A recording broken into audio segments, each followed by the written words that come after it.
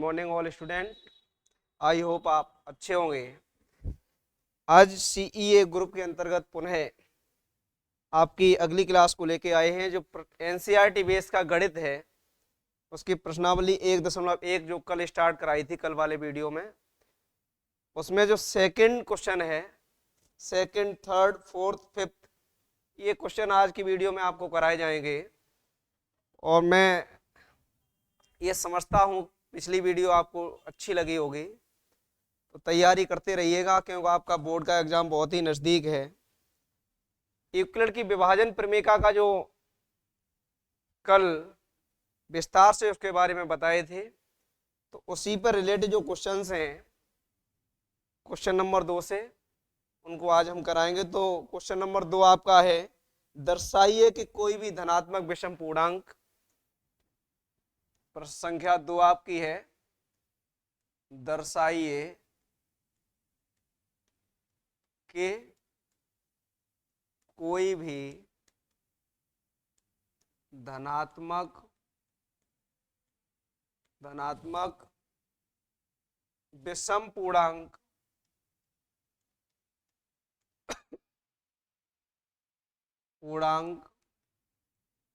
विषम पूर्णांक 6q + 1 6q + 1 या 6q + 3 या 6q + 5 के रूप का होता है, के रूप का होता है जहां q कोई पूर्णांक है, जहां q कोई पूर्णांक है। ये प्रश्न आपको दिया गया है। प्रश्न आपका है कि दर्शाइए कि कोई भी धनात्मक विषम पूर्णांक 6q + 1 या 6q + 3 या 6q + 5 के रूप का होता है जहां q कोई धनात्मक पूर्णांक है, यानी पॉजिटिव वैल्यू है। हमें q यहाँ क्या लेना है, पॉजिटिव वैल्यू। तो कल वाली जो कंडीशन हमने आपको पिछली वीडियो में बताई थी वो क्या था, हम जानते हैं यूक्लिड विभाजन प्रमेय का से क्या जानते हैं, a = bq + r। जहां 0 से बड़ा होता है r, बराबर भी होता है, और सबसे बड़ा जो आपका होता है वो होता है आपका b। क्या होता है, b। और यहां ये भी बताए थे हम, भाज्य बराबर भाजक गुणा भागफल धन शेषफल। तो जिसका हम भाग देते हैं वो है भाजक, जिसमें भाग देते हैं वो है आपका भाज्य। जो उसका भागफल आता है, जितने बार जाता है वो आपका भागफल, और जो शेष बचेगा वो आपका रिमाइंडर या आर या शेषफल। तो यहां हमें क्या करना है, जो यूक्लिड की विभाजन प्रमेय का कराई थी, ठीक उसी नियम पर आधारित ये प्रश्न है। तो हम करेंगे, माना ए कोई धनात्मक पूर्णांक है। कैसा है ये, कोई पॉजिटिव धनात्मक पूर्णांक है। तो ये आपकी कंडीशन हुई a = bq + r में। क्या, b बराबर आपका हो जाएगा 6। कितना, 6। क्योंकि जो हमें प्रूफ करना है, सिद्ध करना, उसमें था 6q + r, 6q + 3 और 6q + 5। तो अब यूक्लिड विभाजन जो प्रमेय का लगाएंगे उससे ये क्लियर मेरा हो रहा है कि a बराबर आपका हुआ 6q धन r। अब हमें ये देखना है या संभावित शेषफल क्या हो सकते हैं। देखिए, संभावित जो शेषफल होते हैं वो जो आपका भाजक होता है वो नहीं हो सकता, उससे एक अंक पीछे तक। तो भाजक मेरे पास यहाँ कितना है 6। तो संभावित शेषफल हमारे होंगे r बराबर क्या होगा, संभावित शेषफल r बराबर आपका होगा 0 हो सकता है, 1 हो सकता है, 2 3 4 और 5, 6 नहीं होगा, क्योंकि 6 हमारे पास कैसा है भाजक। तो संभावित शेषफल आपके क्या क्या हो गए 0 1 2 3 4।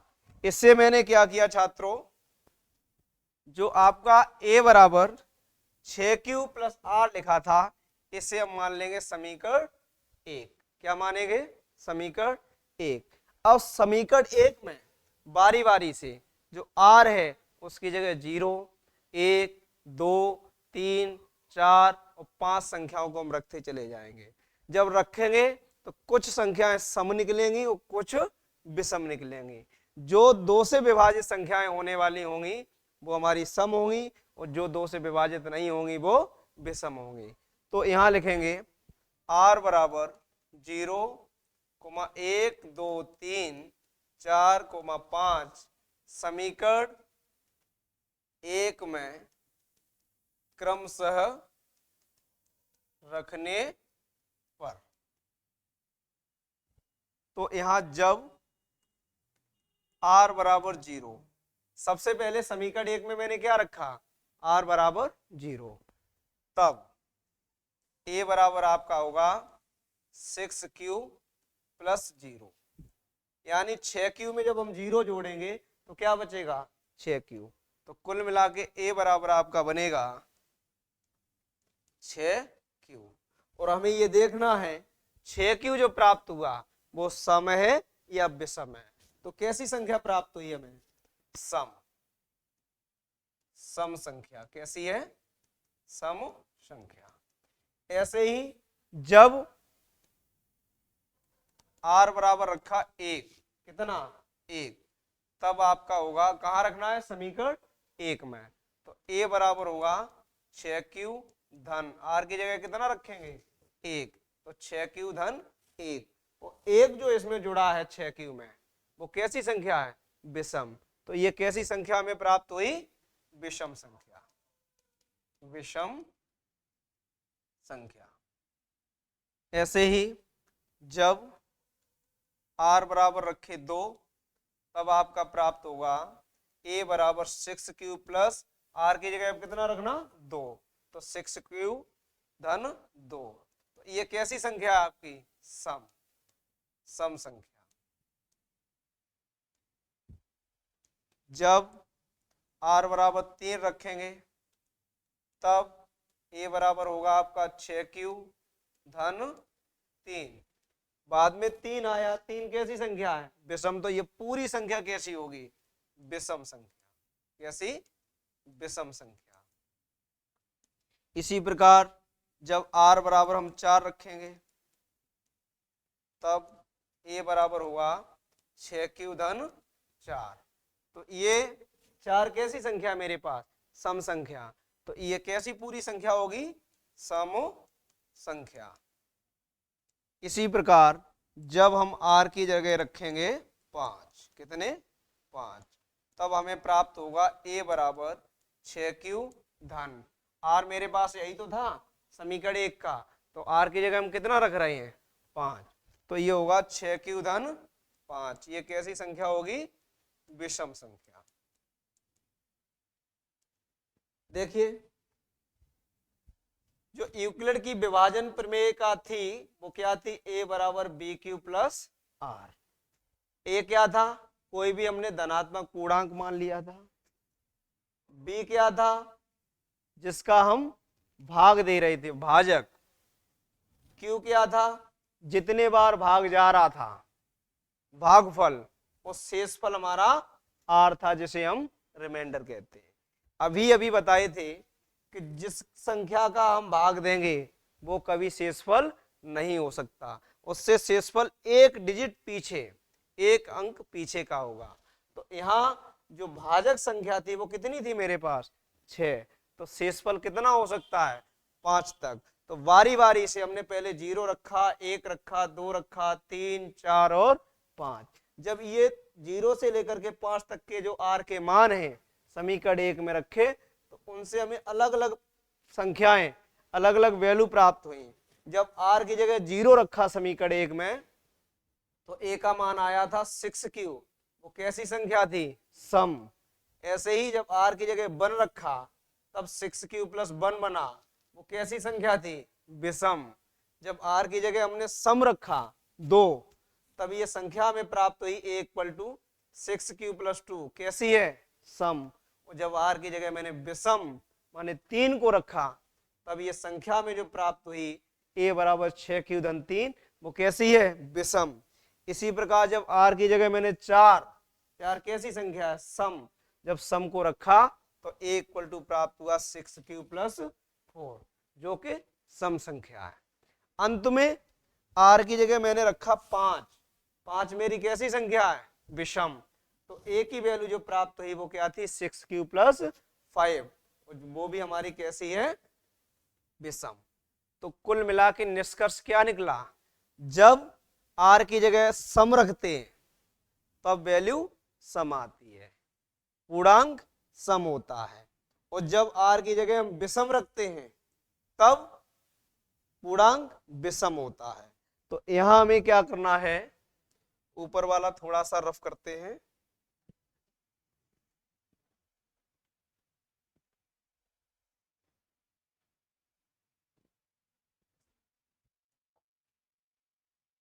चूंकि a बराबर आपका आया था 6q,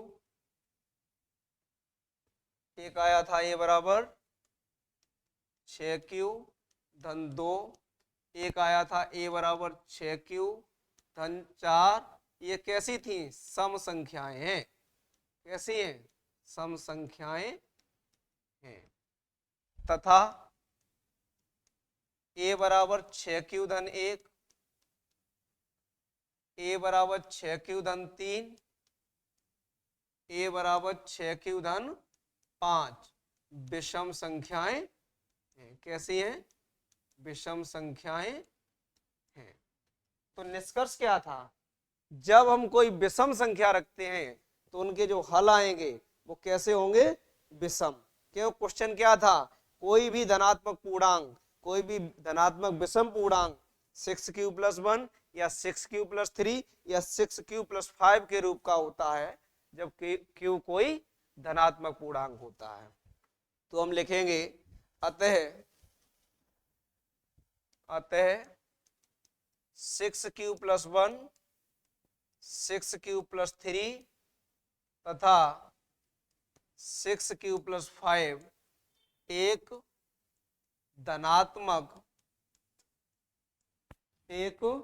धनात्मक विषम पूर्णांक होगा, विषम धन पूर्णांक होगा जब Q कोई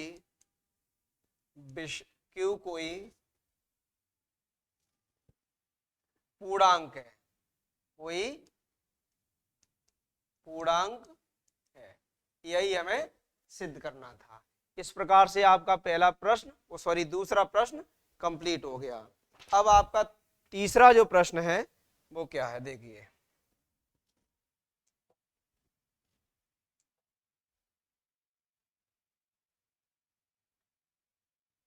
प्रश्न संख्या 3। किसी परेड में 616 सदस्यों वाली एक सेना की टुकड़ी को किसी परेड में 616 सदस्यों वाली सेना की 616 सदस्यों वाली एक सेना की टुकड़ी को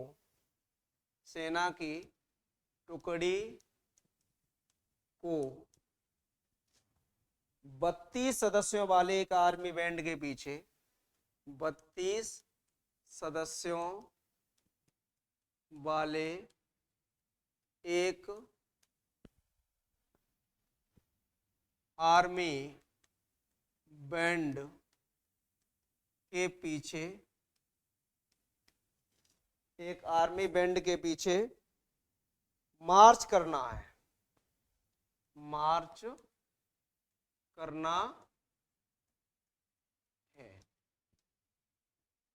जो 32 सदस्यों वाला एक आर्मी बैंड है, 32 सदस्यों का एक टीम है, उसे जो आर्मी बैंड चल रहा है उसके पीछे पीछे फ्लैग मार्च करना है।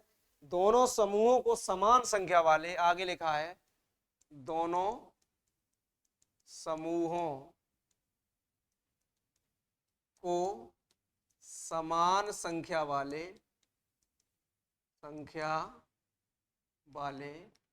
दोनों समूहों को समान संख्या वाले स्तंभों में मार्च करना है, स्तंभों में मार्च करना है। आगे है, उन स्तंभों की अधिकतम संख्या क्या होगी, उन स्तंभों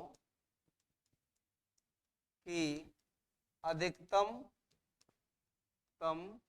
संख्या क्या होगी, अधिकतम संख्या क्या होगी जिनमें वे मार्च कर सकते हैं।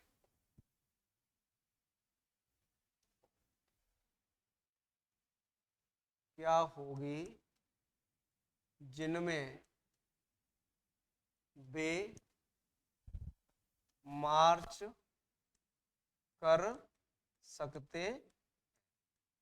देखिए लैंग्वेज बहुत है इसमें। किसी परेड में, जो परेड हो रही है उसमें कुल सदस्य 616। कितने? 616 सदस्यों वाली सेना की एक टुकड़ी को 32 सदस्यों वाले एक आर्मी बैंड के पीछे, जो आर्मी बैंड बज रहा है उसमें सदस्य कितने हैं? 32। और टोटल सदस्य कितने हैं? 616। और 32 सदस्य हैं आर्मी बैंड वाले, उसके पीछे पीछे फ्लैग मार्च करके चलना है। कितने को? 616 को। क्या लिखा? मार्च करना दोनों समूहों को समान संख्या वाले स्तंभों में मार्च करना है। उन स्तंभों की अधिकतम, बस हमें केवल ये वर्ड पढ़ना है, जो शब्द आपका लिखा है अधिकतम। जहां भी आपको अधिकतम, अधिक से अधिक, बड़ी से बड़ी संख्याएं मिल जाएं तो तुरंत आप उसका HCF निकाल देंगे। क्या निकालेंगे? HCF या महत्तम समापवर्तक मासा। तो यहां क्या लिखा है? अधिकतम। तो निश्चित तौर पर 616 और 32, इन दोनों का हमें क्या निकालना होगा? मासा। देखिए क्या करते हैं सॉल्यूशन में। पहला आपका है, क्योंकि पहली टुकड़ी में सदस्यों की संख्या कितनी है? 616। तथा दूसरी टुकड़ी में सदस्यों की संख्या ये कितनी है? 32। एक में 616 और दूसरे में 32। हमें निकालना क्या है? अधिकतम, माने HCF। तो यूक्लिड की जो विभाजन प्रमेय थी उससे हम देखेंगे। सबसे पहले हम क्या देखते हैं? 616 बड़े हैं 32 से। तो यूक्लिड की विभाजन प्रमेय से, यूक्लिड की विभाजन प्रमेय क्या कहती थी? A बराबर BQ प्लस R। जो बड़ी संख्या होती थी उसे हम पहले लिखते थे, जिसे हम क्या कहते हैं? भाज्य। तो यहां बड़ी कौन सी है? और चरणबद्धता कर दो, क्यों कल चरण से कराए थे। चरण एक क्या होगा? 616 बड़े हैं 32, अतः यूक्लिड विभाजन प्रमेय से 616 बराबर 616 में हम भाग देंगे 32 का। कितने का? 32 का। 616 में कितने का भाग दिया? 32 का। तो ये आपका 32 एकन 32, यहाँ बचेगा 11 से 2 9, और यहाँ आपका 2 और 6, फिर आपका जाएगा लगभग 9 बार, 9 दूनी 18 और 9 तीस 27 28, ये हम घटा देंगे, तब आपका 16 से 8 गए 8, यानी शेषफल कितना आ गया? 8। तो यहाँ हमारा होगा 32 गुणा 19 धन 8। पिछली वीडियो में क्या बताए थे? जब तक शेषफल 0 नहीं आता है तब तक ये प्रोसेस मेरी जारी रहती है। तो यहां लिखेंगे चरण 2, चूंकि शेषफल 8 बराबर नहीं 0 है, अतः 32 और 8 में पुनः यूक्लिड विभाजन प्रमेय से, यूक्लिड की विभाजन प्रमेय का हम दोबारा इसमें लगाएंगे। तब सबसे पहले यूक्लिड विभाजन प्रमेय का लगाते हैं तो हम क्या देखते हैं? जो दो संख्याएं होती हैं उनमें बड़ी कौन सी है और छोटी कौन सी है। तो मैंने यहाँ देखा 32 और 8 में 32 बड़े किससे हैं? 8 से। तो 32 बराबर लिखेंगे, अब भाग किसका देना है? छोटी संख्या का, माने 8 का। 8 गुणा 4, क्योंकि 8 का भाग 32 में कितने बार जाएगा? 4 बार। 8 चौक 32 और शेषफल क्या होगा? 0। तो यहां होगा धन 0। चूंकि अब हमें शेषफल 0 प्राप्त हो गया है, अतः यह प्रक्रिया यहीं समाप्त होती है। जब शेष फल 0 प्राप्त हुआ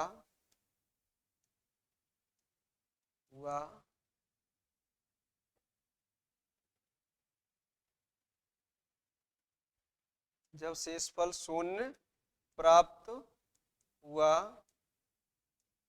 तब भाजक कितना था? 8, या 8 जो अंत में संख्या होती है भाजक वाली, वही हमारा क्या होता है? महत्तम समापवर्तक। अतः 616 और 32 का HCF 8 होगा। कितना होगा? 8। तो निश्चित तौर पर जो स्तंभों की अधिकतम संख्या होगी वो कितनी होगी? 8। अतः स्तंभों की अधिकतम संख्या 8 होगी। आप चाहो तो इसका स्क्रीनशॉट ले सकते हो। यही आपका जो दूसरा प्रश्न था, यही ये दूसरा प्रश्न समाप्त होता है।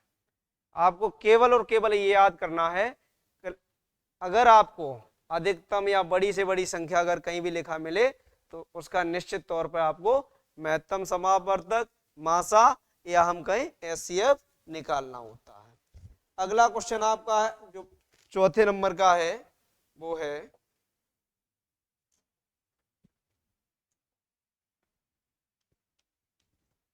चौथा क्वेश्चन आपका है यूक्लिड विभाजन प्रमेय का प्रयोग करके दर्शाइए। क्या? यूक्लिड विभाजन प्रमेय का प्रयोग करके दर्शाइए। यूक्लिड विभाजन प्रमेय का प्रयोग करके दर्शाइए कि किसी धनात्मक पूर्णांक का वर्ग कि किसी धनात्मक पूर्णांक का वर्ग, किसी धनात्मक पूर्णांक का वर्ग किसी पूर्णांक m के लिए, किसी पूर्णांक m के लिए, किसी पूर्णांक m के लिए 3m या 3m प्लस 1 के रूप का होता है, के लिए 3m या 3m प्लस 1 के रूप का होता है। ये हमें सिद्ध करना है और ये क्वेश्चन बहुत इंपॉर्टेंट है। ये मान लीजिए कि शायद ही किसी वर्ष की परीक्षा ऐसी होती होगी जिसमें ये नहीं आता है। तो समझिए क्या लिखा, यूक्लिड विभाजन प्रमेय का प्रयोग करके हमें ये दर्शाना है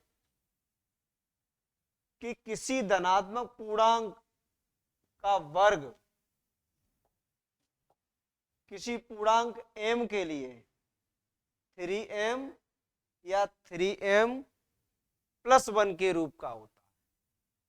तो हम इसे सबसे पहले मान लेते हैं कोई धनात्मक पूर्णांक, उसे हम a मान लेते हैं। क्या माना, a। तो इसे जो हम लिखेंगे क्या है, माना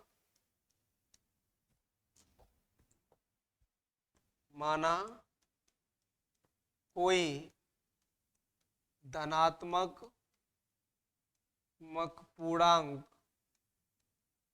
a है। कितना है, a। कोई धनात्मक पूर्णांक हमने क्या मान लिया, a। तो हम इसको 3q और 3q प्लस 1 के रूप में लिख सकते हैं।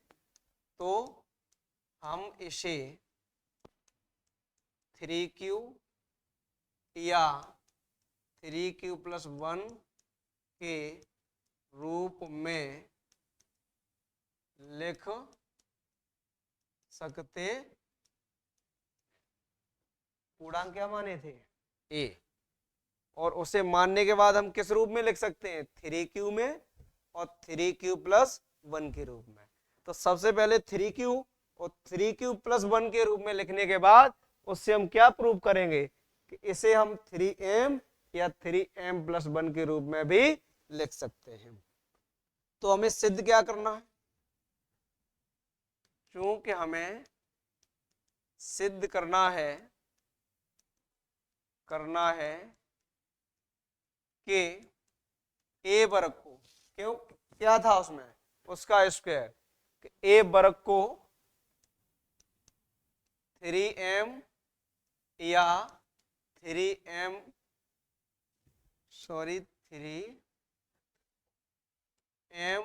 प्लस 1 के रूप में लिख सकते हैं। ये हमें प्रूव करना। मान क्या लिए, कोई पूर्णांक a है, उसे किस रूप में लिखेंगे, 3q या 3q प्लस 1 के रूप में। सिद्ध क्या करना है कि a वर्ग को, क्यों क्वेश्चन में क्या दिया था, किसी धनात्मक पूर्णांक का वर्ग, और धनात्मक पूर्णांक क्या है, a। तो a का वर्ग, उसे हम किस रूप में लिखेंगे, 3m या 3m प्लस 1 के रूप में। तो देखिए चूंकि a बराबर मेरे पास क्या है, 3q, दोनों पक्षों का कर देंगे वर्ग, दोनों पक्षों का वर्ग करने पर जब वर्ग किए तो ये होगा a स्क्वायर बराबर 3q का होल स्क्वायर। तो a स्क्वायर बराबर होगा 9q वर्ग। क्या प्राप्त हुआ, 3 का वर्ग 9 और q का वर्ग q वर्ग। अब इसे हम क्या लिखें, a स्क्वायर बराबर लिखा हमने 3 अलग और 3q वर्ग, और इसे एक ब्रैकेट में लिख लिए। जब ब्रैकेट में लिख लिए तो इससे रूप क्या बनाना था हमें, 3m या 3m धन 1 का। तो अगर 3q वर्ग को हम m लिख दें तो 3m बनेगा कि नहीं बनेगा। देखिए ए स्क्वायर बराबर 3m और यहां लिख लो जब m बराबर 3q वर्ग। देखो एक बात मेरी प्रूफ हो गई, एक बात मेरी सिद्ध हो गई। तथा अब हम a बराबर मानेंगे 3q धन 1, क्योंकि a को क्या माने थे 3q के रूप में लिख सकते हैं या 3q धन 1 के रूप में लिख सकते हैं। फिर इसका हम वर्ग कर देंगे, दोनों पक्षों का वर्ग करने पर वर्ग कर दीजिए। तो ए स्क्वायर बराबर 3q धन 1 का होल स्क्वायर, ए का वर्ग ए वर्ग रहेगा, 3 का वर्ग इसमें a प्लस बी का होल वर्ग जो आपका होता है, a प्लस बी का होल वर्ग क्या होता है a square plus b square plus 2ab। ये फॉर्मूला लगा दीजिए आप। तो a की जगह कितना है 3q और b की जगह कितना है 1, तो ये होगा 3q का वर्ग धन 1 का वर्ग, दोनों के गुणा का दूना, क्योंकि फॉर्मूले में क्या था 2ab, और a की जगह मेरे पास है 3q और b की जगह है 1, तो क्या बनेगा 2 गुणा 3q धन का गुणा 1। तो ये ए स्क्वायर बराबर होगा 3 का वर्ग 9, 9q वर्ग, 1 का वर्ग 1 और 3 दूनी 6q, या a वर्ग बराबर होगा 9q वर्ग धन 6q और धन का 1। अब इसे हम 3m धन 1 के रूप में लिखेंगे। क्यों? क्योंकि 3m जो था उसका रूप हम ऊपर बना चुके हैं। तो ये जो बचा हुआ है ए स्क्वायर बराबर 9q वर्ग धन 6q धन 1 को कौन से रूप में बनाना है 3m धन 1 के में। वेरी सिंपल, क्या करना है ए स्क्वायर बराबर इससे 3 और केवल 3 को मत ले लो, तो यहाँ 3q वर्ग